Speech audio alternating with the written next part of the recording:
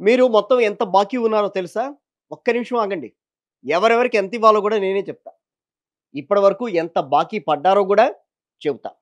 ఆగండి. మీ గురించి కాదు.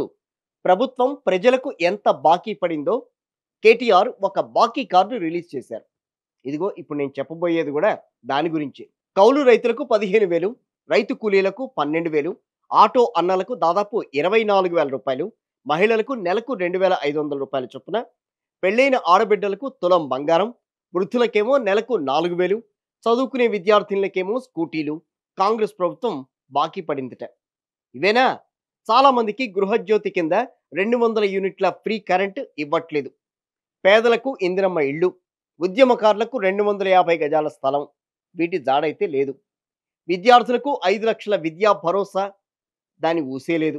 అంతా బాకీలే బాకీలు అంటూ పెద్ద లిస్టుని రిలీజ్ చేశారు కేటీఆర్. ప్రభుత్వం తిరిగి ఇచ్చేస్తుందో లేదో చూడాలి.